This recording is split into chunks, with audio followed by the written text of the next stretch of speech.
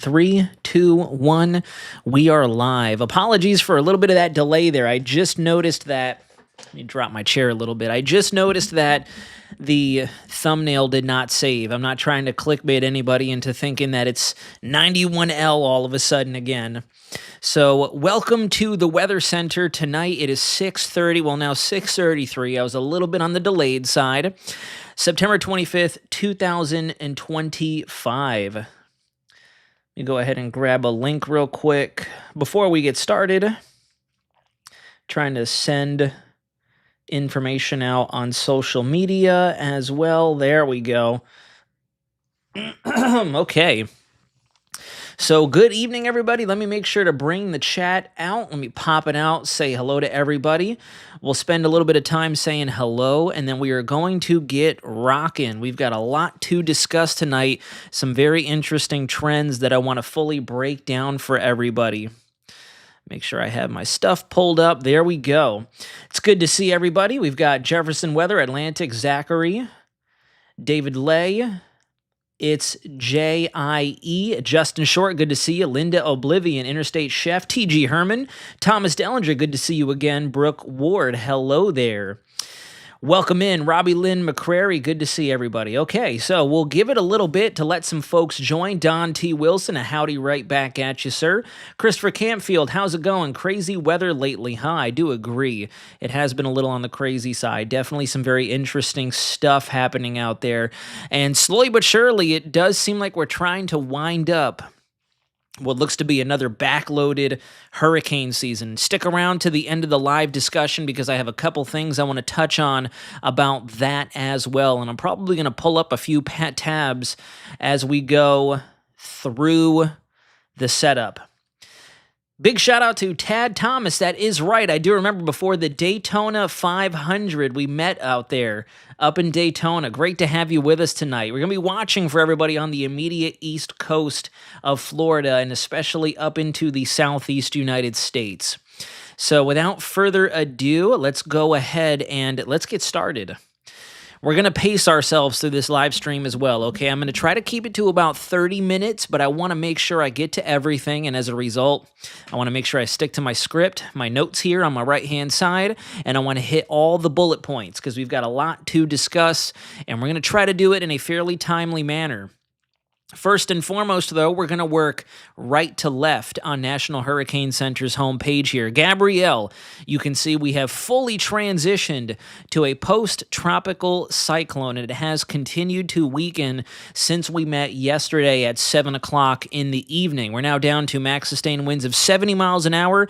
Rest assured, we are going to continue to see this decrease in overall intensity since it is rocking at 31 miles an hour off towards the east. The Azores are starting to feel impact from this system. Impact is going to be the name of this stream, to tell you the truth. We've got a lot of impacts that could be coming, not only for the Florida East Coast, but especially for our friends up there in Georgia and the Carolinas, maybe even as far north as Virginia, my stomping grounds with the Navy. We're going to talk all about that, but one positive start to the live stream is Gabrielle is no more. It is still a powerful storm system out there, but no longer a bona fide tropical cyclone. And it looks like, there we go. My cursor's always already doing the infamous freezing technique that it likes to do during these discussions. We also now have Tropical Storm Humberto that formed yesterday as the 5 o'clock advisory, and as of 5 p.m. today, we are already starting a steady deepening trend. You can see here the max sustained winds are now at 60 miles an hour, and the central pressure has gone down approximately 6 to 8 millibars over the last 24 hours now. So we are steadily ramping things up with this storm system. The structure, when you look at it on the satellite, definitely looks healthy. This is definitely well on its way to becoming our next hurricane, and it is forecast to become our third major hurricane of the season, which is something I put in the description of this video. If Humberto goes on to become a major hurricane, that would fully verify, fully satisfy a lot of our pre-seasonal forecasts. And remember, named storms are one thing. But the two key dividends there on those preseason outlooks you want to take away from are the hurricanes and the major hurricanes. Those are the ones that are potentially far more impactful than just your average run-of-the-mill named storm. So it definitely seems like we're going to see our third major hurricane of the Atlantic hurricane season. And I would not be surprised if we're not done yet. There's signals in the long term that I'll break down towards the backside of this live discussion. But now let's get into Invest 94L if my cursor will cooperate. There you go. Let me scroll down a little bit so you all can see the narrative box here.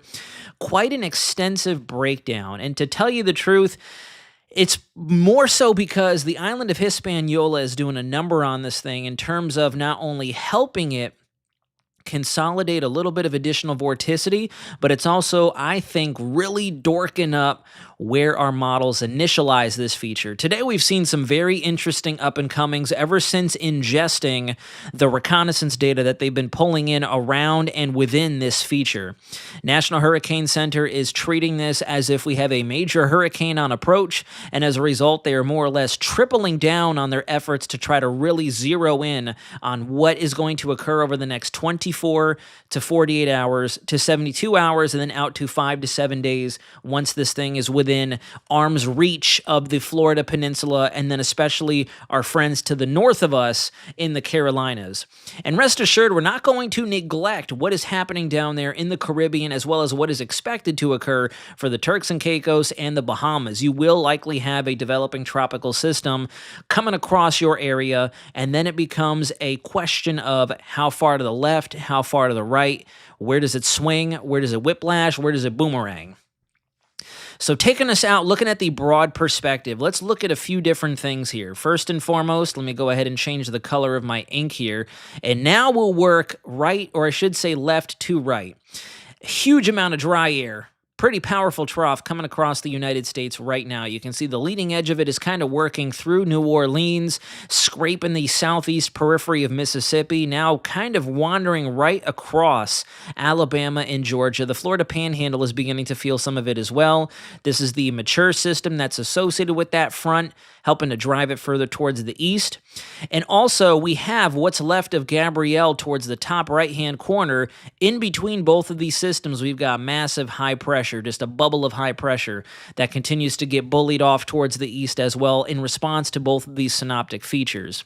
Gabrielle, now being a post-tropical cyclone, is also going to affect how our mid-latitude flow responds to what happens around and behind that feature. Then, dead center the screen, we have 94L here, and developing Humberto looking better and better. Definitely starting to see a lot of that anticyclonic clockwise outflow on the north and eastern side of the system. You can see it flowing, kind of like a long dread or a long ponytail of hair back behind this feature. This is the one of concern, though. If you look at just my initial doodle here, and you trace a path of least resistance, let's say, for instance, the center of circulation or developing center is there, you look at this pinch zone here, and it has nowhere else to go besides right in through here. That's the general projected path if we just base it off of the satellite structure here and the synoptic scale analysis that we've done. We're going to take you in for a closer look now. I want to show you this first. This is a look at the southeast United States. You can kind of see that there is a bit of a remnant upper low wandering through the pattern here headed towards the Florida Peninsula. That's not only going to increase a bit of our rain chances as we go over the next day or two, but on top of that, this front is going to help kick it up in this direction as well. The reason I point that out is we're expecting some breakaway energy to the north, and we already have a small cluster of breakaway energy over the lower Gulf, kind of near the Yucatan Peninsula, the Yucatan Channel. So this is going to be very interesting to see what happens. If this feature here holds on and continues to work closer to the state of Florida, that also could act like a bit of a magnet and begin to attract 94L. Another thing we want to mention as well is because of this dry air, it's going to get very interesting for this system as it kind of tries to run parallel to the Florida Peninsula. Some of our model runs throughout the day today have really shown that there will be a pretty high possibility, and I know I'm using the possible term again, but there will be a pretty high possibility we at least see tropical storm watches up the Atlantic coast of Florida. Then the further north you go, we'll probably see an extension of those tropical storm watches watches, and then maybe even tropical storm warnings as this feature tries to wind up. Where we stand currently, the general consensus is we will likely see impact between Georgia and South Carolina. We do still have some outlier model runs that suggest this could escape straight up towards the north and plow right through eastern North Carolina into Virginia. Right now, especially after the synoptic scale sampling that we've gotten from the National Hurricane Center reconnaissance crews, it seems like we're really going to have to watch for that left dip, and I'll show you that when I get to the track guidance here in a moment. Now, let's look at both of our systems here. So first things first, what I really want to point out here is this. So you see this kind of blanket that's coming down in our water vapor. You can see clear clockwise flow pushing down towards Humberto. We're kind of caught in the midst of a neutral point there. And what is expected to happen is this is going to stall the feature out. This has also been another trend that has really taken shape over the last 36 hours. We've gone from seeing this system almost outrunning 94L and then creating a bit of a Fujiwara interaction off the southeast coast of the United States, spinning it back around. We're now seeing it flip-flop. We're starting to see Invest 94L up here, Humberto down here, which is going to more or less reverse the type of interaction these two systems may have. So as that high pressure builds in, we're going to see this dip a little bit more south, west, and then back towards the north, but it's also going to slow down because we're very in between systems, as I like to always say. Let me look at the chat real quick. By the way, those of you in the chat, we have almost 200 viewers in right now.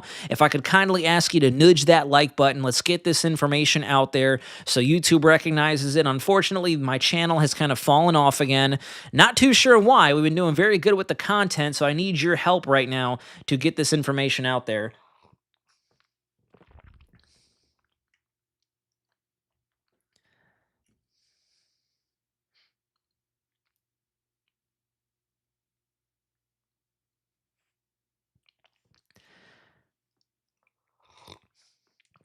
Is Troy, New York getting a hurricane, Charlie? I don't think so. There have been no model solutions to suggest, number one, a hurricane up that far north, let alone New York being hit by it. Golding Ferdy says, Naz, I'd rather have a few beers Saturday and not be putting up shutters. Make it happen, brother. I'm going to try. I'm definitely going to try. Yes, please. Nudge, smash, hit that like button. Let's get this information out there. I think I'm one of the only channels really streaming this and trying to do a bit of a deep dive for everybody, and I really appreciate the support that you guys are showing. Now, on top of that high pressure helping to suppress Humberto, what that's going to do as well is as the vorticity or the spin with 94L continues to consolidate, it's going to create a little bit of an increase in our easterly flow to the north of the system, which is going to try to push it closer and through the Bahamas. Most of our HAFS models here do believe that it'll end up somewhere in through here within the next 3 or 4 days. It's going to be somewhere in there, and then it's a matter of what this feature is doing, as well as what that upper level low is doing up towards the north. Obviously, you can see here that dry air isn't as much of an issue. We already have a fairly walled-off system in terms of Humberto. That's definitely on its way to steady intensification as we go over the next few days, and then it's just a matter of how much more this is going to consolidate. We're seeing a few different areas of deep convection with this as well. We've had this lingering appendage. I'm sorry, I don't know why my voice is acting up. We've had this lingering appendage of thunderstorms that have been hanging out between Puerto Rico and the Dominican Republic. And then now we're having a new firing up of convection over the border of Haiti into the Dominican Republic. And right now, where our best track analysis has it is somewhere in through here is where our center is supposed to be located, which doesn't line up at all with the satellite, let alone the low and mid-level flow. I can show you that right here. I have my true color visible satellite shot. This is as close as we could possibly get using the College of DuPage. And it does look like right there we may have something trying to shrink down. You can see the easterly flow on the north side of it, a little bit of wraparound flow between the western tip of Cuba and then the eastern portions of Haiti. And then that's about it. then we kind of get blanketed by the island, but it does look like we may have our mid-level circulation back to the south of Dominican Republic right now. So this is very, very bizarre, and I think that's also why our models are struggling with trying to initialize exactly where the vorticity is going to consolidate. It's going to be a very tricky next 24 to 48 hours. I've also been very closely looking at the mid-level flow. And when you look between 500 and 850 millibars, typically that's the flow that these features will follow, your low to mid-level flow, trying to reach higher up into the upper levels depending on its vertical stack. And where we sit right now, this system is just going to continue to move off towards the west-northwest. And the main reason why is because of that call, C-O-L, that neutral point in our wind flow that's sitting right in front of it, right there. That is your call right there. I'll draw the letter out, C-O-L. That is the neutral point between systems. If you got an anticyclone there, more dominant anticyclone there, and then here is our trough reaching down across the eastern United States. So that's where it's going to propagate, and then it's a question of when do all these features kind of meet up and begin to dictate where it goes from there.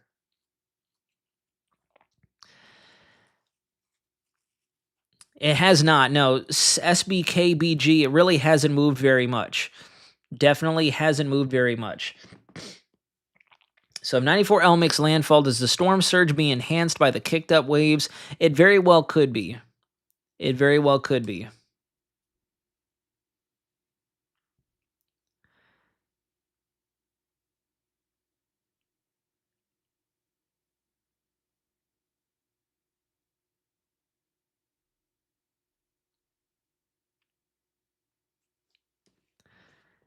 Oblivion, I actually do fully agree with you. Do fully agree with you. And in fact, our Euro ensembles have really started to trend further towards the left over the last few runs. Let's start looking at some of that right now. So this is our GEFS. These are the GFS ensembles.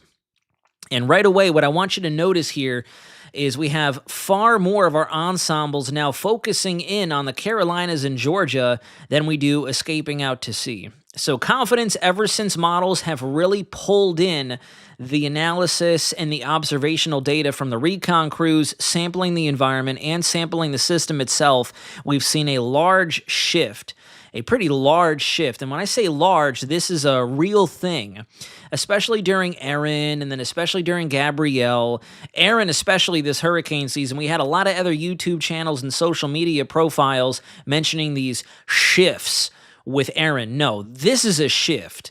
And the reason I say that, and I actually use the term large shift, is because previously, every batch of our ensemble and global computer model data were showing what these few outlier ensembles were showing here.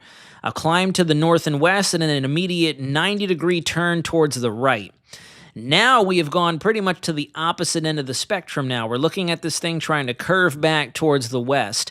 And the problem with this forecast remains the upper low here that's expected to propagate over the southeast into the upper Gulf or possibly over the Appalachians. Just as like I mentioned in the last couple of videos, that low is going to try to act like a magnet. So now it's a question of, does it move here and kind of try to enter enter the mouth of the St. John's, the Jacksonville area, or does it curve later and that upper low stays towards the north? Right now, the GFS and the Euro are thinking our upper low could be parked somewhere up and through here. And that's why we're starting to see that left jog the way that we are. Switch you over to the European ensembles, and if you notice, we're seeing a bit more large bifurcation. There really aren't a lot of ensemble members that take this away. We're seeing more reaching up into the Carolinas and Georgia, and then we also have a pretty substantial cluster down here. And mind you, I only have this fast forwarded to about 5 to 6 days out, just so we can see a better handle on it. If I go the full 7-day outlook, notice that we continue to see more and more of these members up into the mid-Atlantic or more down through South Florida. And in fact, I'll show you them in motion here on Weatherbell. It's a lot easier when you look at this in motion so you all can see. I'll create a bit of a GIF. This way we can all watch it together in real time. So let's see. Go out to about, yeah, we'll go pretty much the whole. We'll start We'll start at about 36 hours, and then we'll go out. We'll stop it right here. We'll stop it at the 5th.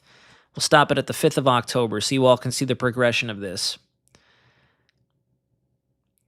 So see, what's extremely interesting here is there are actually a pretty solid cluster of ensemble members that would suggest this thing gets entangled in a potential upper low that drifts down into the Gulf. And I wonder if it's also picking up on that upper low that we highlighted on the water vapor that's already propagating towards the east through the Gulf. So if you notice, just by going off of this, I mean, granted, this is not a confident track consensus whatsoever. You have members up here, you have members down here, you have members out here. We still have that little trifold effect that goes on in our ensembles. So this is a situation where everybody needs to be kind of on guard and drawing up their plans as to if and when they need to start making their preparations. Because just about everybody is still on the table here. Like Oblivion said in the chat, the fact that we have everybody plastered by this system is a reason for all of us to be paying attention. We have a number of different major hurricane solutions here. Potential major hurricane outcomes up in the Carolinas, potential major hurricanes for South Florida, potential major hurricanes working through the Bahamas and then right up against the East Coast, which are going to throw coastal impacts at us. And then at the very tail end of the loop, I want you to also take note that our gyre signal for the late portions of the first week of October are still there. That's another thing.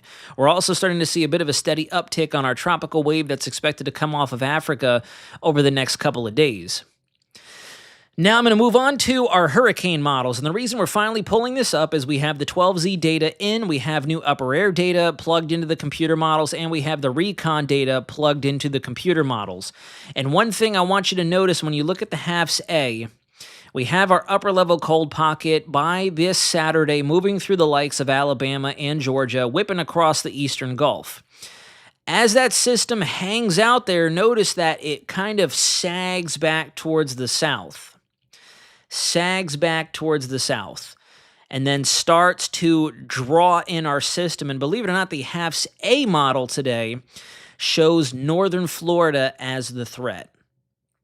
Shows northern Florida as the threat. And Daddy Shark, I'm going to stop you right there. I'm not saying the West Coast needs to watch this.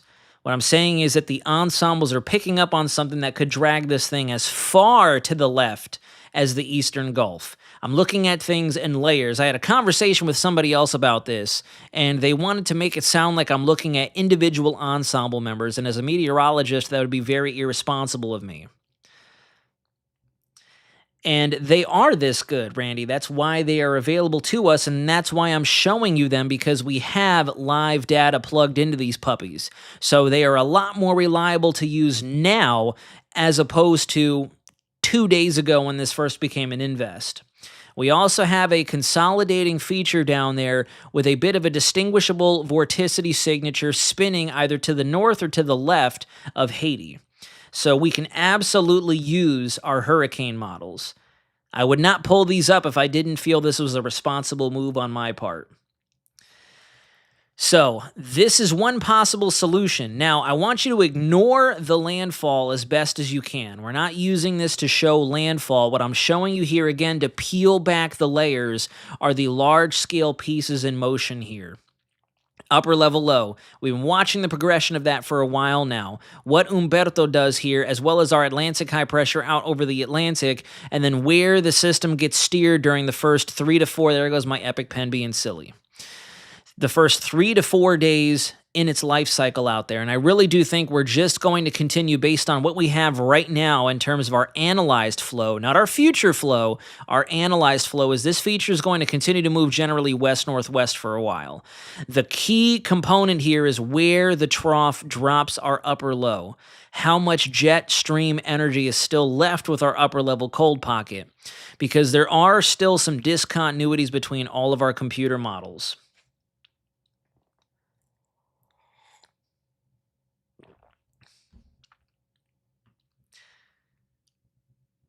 Right now, there is really no model right now that is the better to use model. We have to use everything. We have a lot of moving pieces here, and I'm a big proponent for using all of our computer models. When you take a look at the HAFS B model, it shows the same upper low, but it doesn't quite make it down as far south as the upper Gulf. However, comma, we're also still seeing that rip towards the left-hand side. And then I'll be openly honest with you. The fact that this comes back around and becomes entrained within our upper low, this here is a shot in the dark. Do not come for me. Don't start sharpening your pitchforks. Don't light your torches. I'm not trying to be all Mr. Whoa. But the fact that we have an upper low that's going to get stuck here and possibly yank this system to the left, I wonder if it gets slingshot back out into the Gulf after that. I'm very curious to see what happens down the road with this.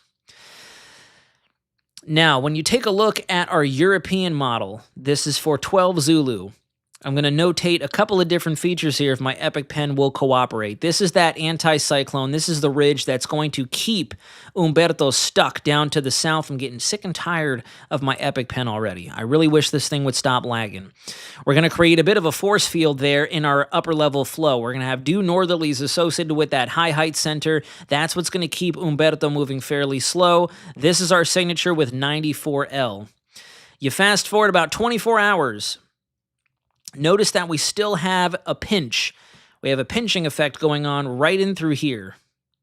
So this system is going to have nowhere else to go besides west-northwest for a little bit longer, and that's where things get very tricky. Because the Euro shows this feature dissipating almost altogether, and we're left with remnants of this feature over the southeast and the mid-Atlantic. So our pinch zone is no more. Now we're starting to see upper-level ridging building in over the United States, the northern United States, as well as our West Atlantic ridge trying to push through Bermuda towards the mid-Atlantic coast.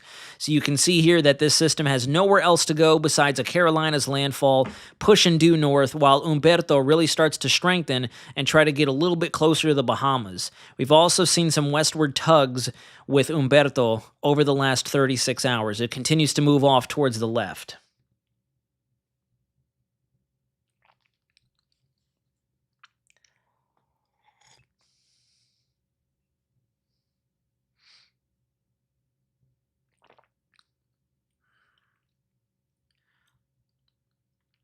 They did. They launched a couple of different rockets with additional satellites that are going to help to start to kind of peel back the layers of the atmosphere and give us a couple of additional layers of data, which should be pretty cool. I have not really brought myself up to speed on all that. However, probably something worth looking into. So now before I show you what we have going on down the road, I also want to show you the difference here. So this was 0Z late last night into this morning. I want you to see the progression here. These were our 0Z track models from very late last night into this morning. This was 6Z. And if you notice, we're already starting to see that westward bend, and now we're starting to see the potential for an impact. We're kind of split down the middle here, 50-50. Then at 12Z, now we're really starting to lock in on the Carolinas and Georgia. And then at 18Z, notice how we're starting to see a really, really sharp bend to the left. This right here is what I'm really closely watching for. Because not only could that be detrimental to where this feature actually initializes, if we see it initialize further towards the south, these could also very well move off towards the west ever so slightly, and then that left bend could become a bit more of an issue for folks in Georgia, South Carolina, or even northern Florida. Like I said, if I show you and I get up close and personal with the halves model, in fact, we should be starting to get 18Z in. Yeah, let's see. How far into the 18Z run are we at? This looks like it's going to be a bit of a bullish run, to tell you the truth. We've lost the vorticity signature. Can't see it. And this is what I'm talking about. Our models are very much so struggling with the initialization of this feature. We're initializing south of Hispaniola, south of the Dominican Republic, but this is definitely not where our center is. That's definitely just more convection that is still hung up over the upper Caribbean. Halves B is doing the same thing. It's initializing way too far to the south. We're not capturing the system here. Yeah, we're not capturing the system. We got to get a little further into the model run before we start looking at this a little bit more. But let me go back to the halves A at 12Z. Half A brings it through the westernmost Bahamas, starts to deepen into a Category 1 hurricane, and then takes it right into the mouth of the St. John's, and that's when we see that left turn, that sharp left turn, running pretty much right over top the border of Florida and Georgia. You switch over to your Half B model, and it's more to the north, but it's still capturing that sudden left bend right there. Takes a hard left turn as a possible Category 2 into southern South Carolina, and then runs it right into upper Georgia towards the Atlanta area.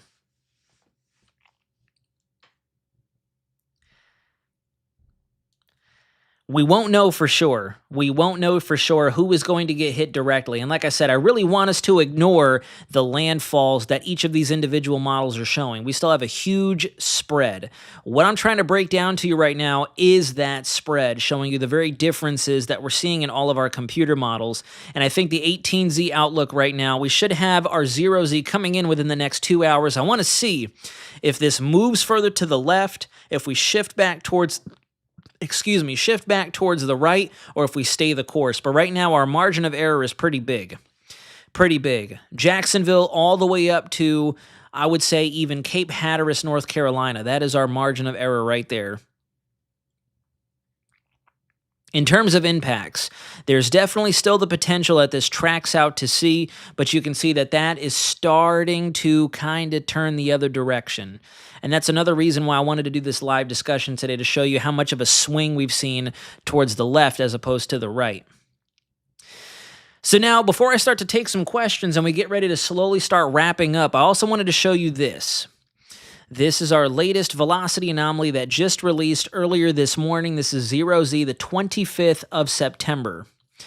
And I want you to look very closely at what we have through here.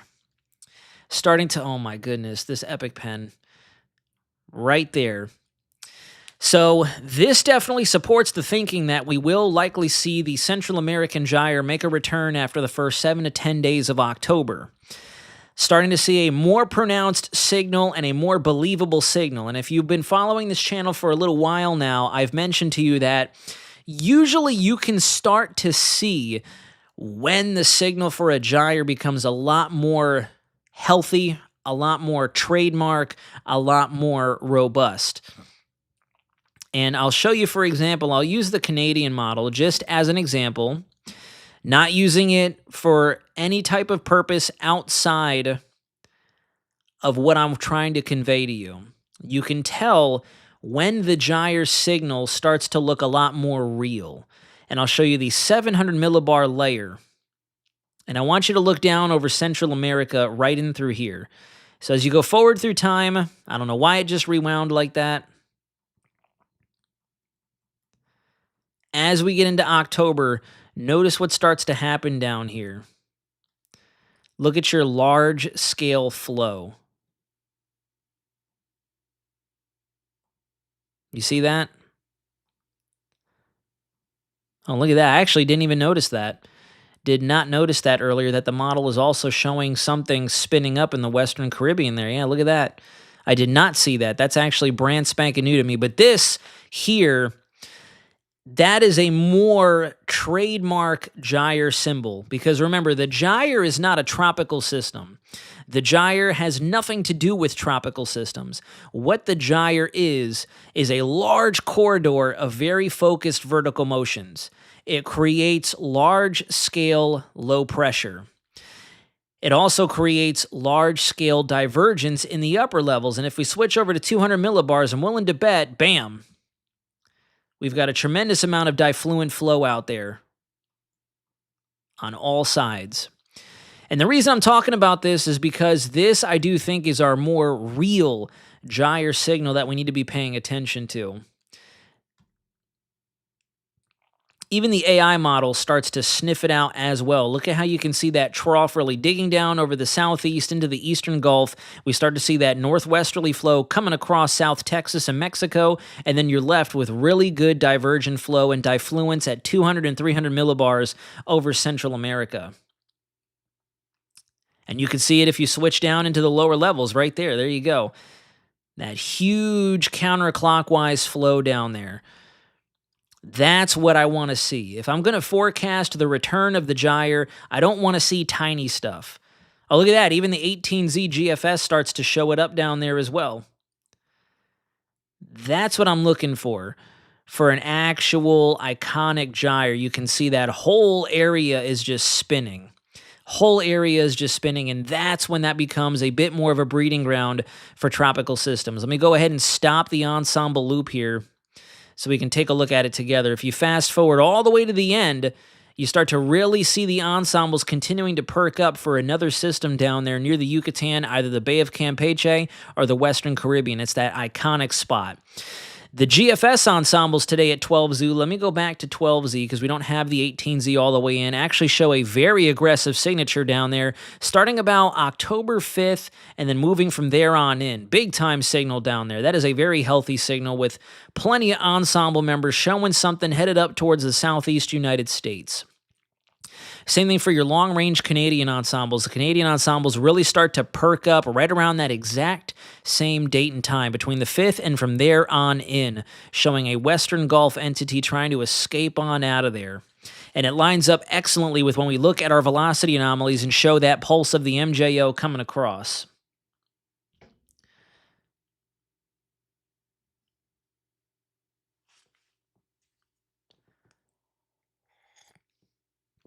And I did, Oblivion, you make a very valid point. I talked about that a couple of videos ago. But one thing is for certain, we are definitely starting to realize full-fledged La Nina characteristics out there.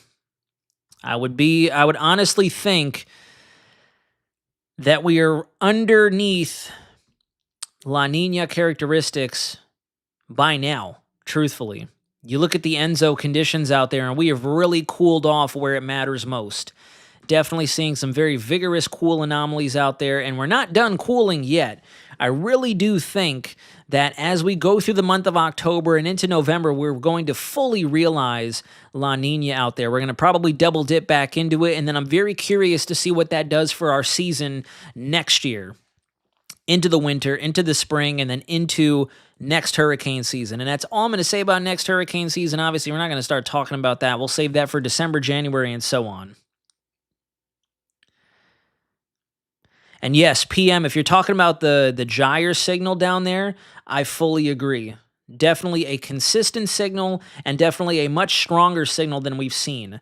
The last couple of ensemble runs that we've seen models really start to perk up for a gyre, they showed a couple of members and then they trended off after a day or two. We've been holding this cycle now for about 3 to 4 days now. They've been down there, and that's usually how it starts. And this would line up excellently with when we typically see the gyre return, historically speaking, with our velocity anomalies that we're forecasting for about that time frame, and then just overall the pattern. I mean, I'll show you the United States and what we're expecting here. We'll go to the 250 millibar wind, and as you go down through time, even further through time, we have a deep trough. Look at that thing. Deep trough that's really going to extend south down over the eastern United States with a big old ridge trying to dominate over central United States, and that's also going to encourage some lift. Also going to encourage some lift down there. Yeah, and there goes the 18Z GFS really showing that gyre in full effect. That is textbook. Look at that.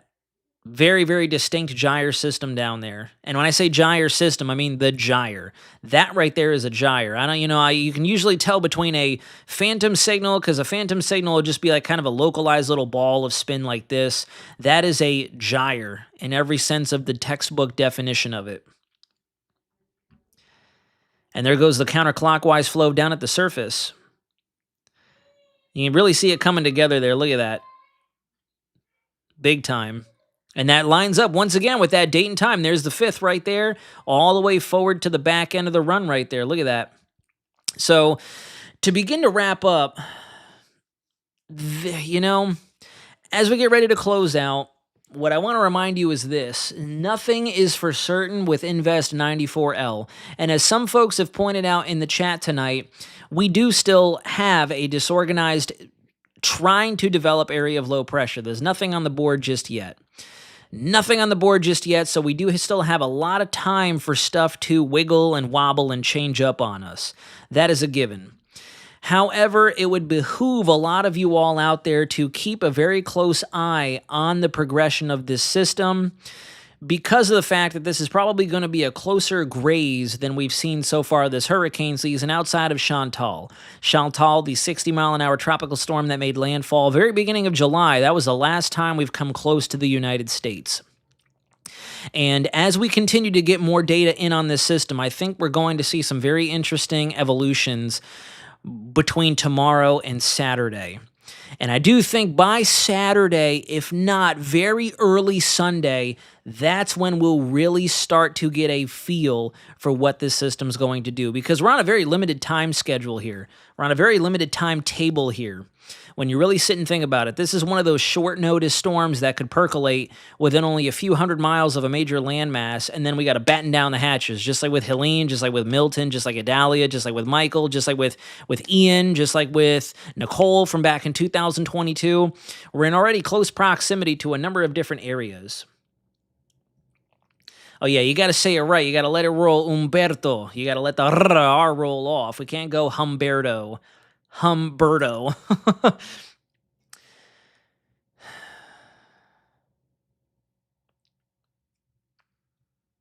And yeah, Ale Ant Willow 7. If you all recall, back in January and February, I did say my gut tells me October is when we're going to be seeing a big one. And not as of yet. We don't have an 8 p.m. update just yet. I just looked at the ensembles a second ago. I'll show you that here in a second. There you go. Let me bring you back over here to Tropical Tidbits. Haven't gotten the update just yet. We're still looking at 18Z. And one thing I also want to point out, too, is I feel like this is too far to the north. I personally feel like this is way too far to the north. I would honestly consider where the system is either still somewhere over the island or down over here, beginning to try to get going. I don't think we're that far to the north of Hispaniola. It just doesn't line up. It does not line up when you look at your true color visible satellite. Even when you look at the viz shot, it looks like there's something trying to spin near this deep convection over Haiti, right there. Right there. Where they have the low stamped is up here. But I'm thinking it's somewhere down here. And even though I know we're kind of splitting hairs, you know, we're splitting hairs within maybe 50 to 100 miles of each other, but if you think about how the tracks progress, and if you follow it in a straight line, that makes a pretty vast difference. We saw it with Aaron, we saw it with Gabrielle, we've seen it with other systems, so we really got to try to nail down where this system is going to try to pop off. And the fact that we've got some very deep convection firing along the upper border of Dominican Republic and Haiti tells me we may see that low-level spin try to form up somewhere down and through here. And that could very well throw a wrench in our track guidance there. Because if you look, we're initializing here. Up there with where the true or the best track consensus has it. So if you take that and put it here, and then you draw the same spaghetti plots, you would think that this thing's going to follow the left-hand side of that. Which means depending on how strong or how fast or how slow this thing organizes, we can definitely see some pretty intense coastal impacts for the state of Florida, and then we'll have to watch for tropical storm or hurricane conditions up and through this region here. So definitely still a lot on the table, but I do think it would definitely be wise for a lot of you who reside in these areas from the state of Florida, my friends out there in the Bahamas, the Turks and Caicos, if you're watching down there from Haiti or the Dominican Republic and even Eastern Cuba, it would definitely be beneficial to start taking this a little more serious. And when I say taking it serious, I would say have both eyes on it. Keep up with your situational awareness. That's why I jumped on the live stream today, so we can really hone in on this and break down everything and have a conversation about it. And if you notice, haven't pointed it out just yet. I'm pretty sure Kiera is in the chat. I've got the shirt on. I would say we are at DEFCON 4. There's 5 levels of DEFCON now. The military calls it FPCON. DEFCON sounds a lot better. We're at DEFCON 4 on the hold on to your butts, the HOTYB scale. DEFCON 4, because we're already starting to see some tropical impacts. We're probably realizing some flooding down there in the Caribbean, and we're starting to trend towards a far more impactful scenario for the United States. At a minimum, High-end tropical storm. 70-mile-an-hour sustained winds with gusts upwards of 75, 80 miles an hour, hurricane-force gusts in the core of the system. The ceiling for this right now is definitely a major hurricane wandering closer to the United States, in which case you'll see the HOTYB scale, the hold on to your butts DEFCON scale, come down even further. That's why I've got this on right now, because it's true. This is probably the most real threat we've seen for a little while, and based on the velocity anomalies that I'm seeing looking down the road here, now we're kind of in tune as well. That's another thing I want to show you here. Before we wrap up, and I know I'm dragging out my own live stream, but there is one thing I do want to show you as well. We're actually seeing a great consensus between the Euro and the GFS. Usually these two are on polar opposites of one another, but if you take a look at this, we're actually in line with each other. So this is the GFS, there's the Euro. Here's the GFS, and then there's the Euro. So technically, we're pretty horizontally consistent here. If you look, starting right around the 1st of October, all hands on deck potentially for some really favored rising motions, both in the Eastern Pacific and then especially in the Atlantic. If you look at this right here, between the 6th or the 7th of October out to about the 21st, that lines up almost immaculately, which is a rarity with the Euro ensembles right now. 7th of October out to about the 25th of October. We are now fully horizontally consistent, which, that rarely happens. And I'm being honest with you. Looking both at 2023 and then last year, 2024, especially last year when I started to lean in on these ensembles and these type of graphics a little bit more than the year prior, you never usually see horizontal consistency between the GFS control and the Euro control when it comes to the velocity anomalies.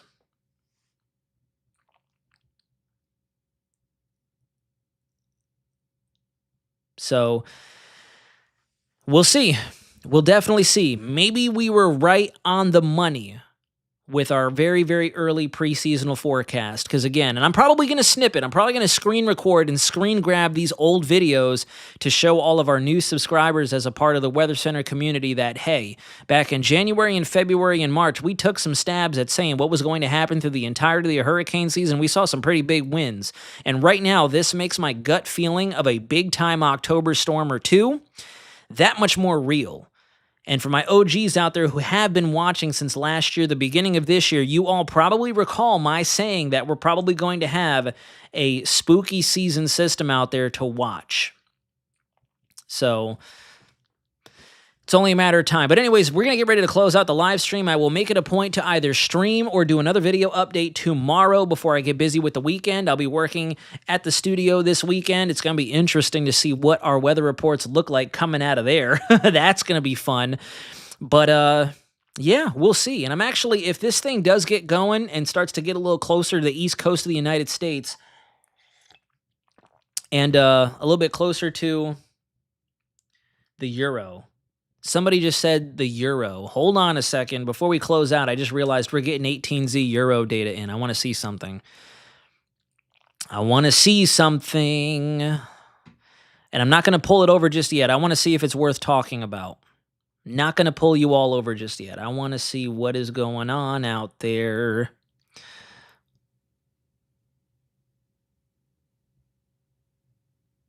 Oh, okay. So the AI model has now shifted towards a close scrape up against the left-hand side of Florida, the right-hand.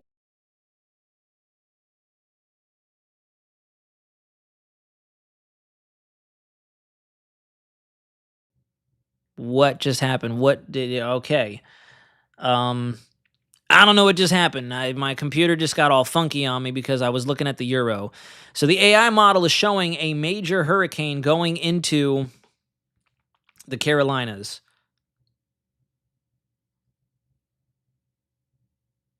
What just happened to my computer? This thing is like hard down. What is going on right now? Am I still in the stream? Oh, what a shame. I think we're stuck. I think we're stuck. I think we just got cooked. Wow. Can you all still hear me okay? Oh, there we go. It looks like we're coming back. I don't know what just happened. That wasn't lag. That wasn't the internet. That was my computer for some strange reason. My computer, like no kidding, almost like restarted on me in the midst of the stream. That was weird. I don't get it. But anyways, Euro is definitely the AI model anyways, is really upticking with the intensity of this system, shows a possible major hurricane solution into the Carolinas. It was not showing a landfall up until this point. Now, before I get fully booted, because it looks like you know what it is? I think I know what's wrong here. There we go. Since the computer tried to almost restart on me, it froze the camera. Camera should be back. The camera should be rocking and rolling. Now I'm going to show, I want to see what the Euro operational model shows for 18Z before we close out the stream. Oh, it's not even close to being all the way in yet.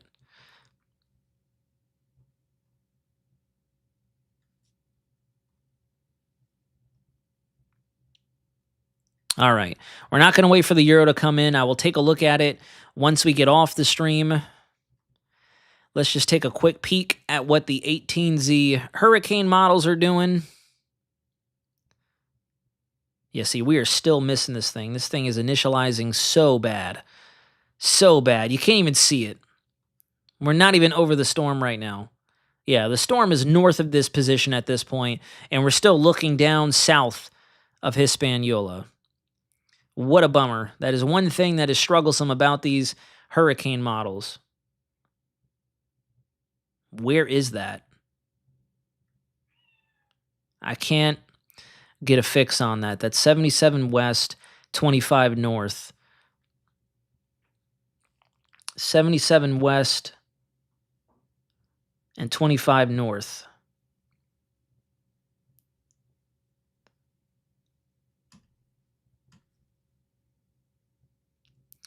Okay, so it looks like the halves B, from what we can see, is pushing on the left-hand side. So this is 80, this is 75, 77, and 25 west would be here. So the halves B is already on the left-hand side of our ensemble guidance. And that's the halves B from where we can see it at 18 Zulu, right there. 77 west, 25 degrees north latitude. So that would put that system right about here. Right about there. Moving like this. So I'm going to wait and see what the rest of these halves models look like.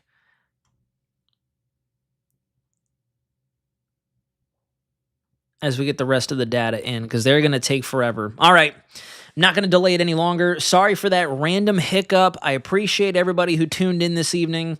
We'll probably do another discussion here very soon, especially this weekend as we start to get a little closer in time and start to really pay attention to what our latest trends are suggesting.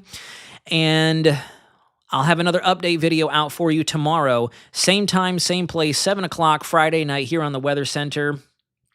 And we'll see what we have in store. It's still a little early to start speculating on a landfall. We need to get this thing off the ground before we can start to talk impacts. But it does seem like the potential for this to be an impactful system is growing. That's the key takeaway right now. This is the phase in hurricane season where if you didn't have a plan, you should start building your plan immediately. And what the plan is, and what the plan should entail, is how you plan to prepare. We're not in preparation mode right now. We're still far away from that. But you need to start drawing up plans on how you are going to prepare. That's why we are at the DEFCON 4 of the hold on to your butt scale.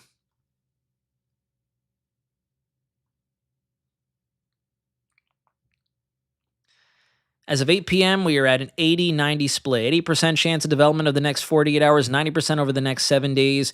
The cone has nudged ever so slightly to the left.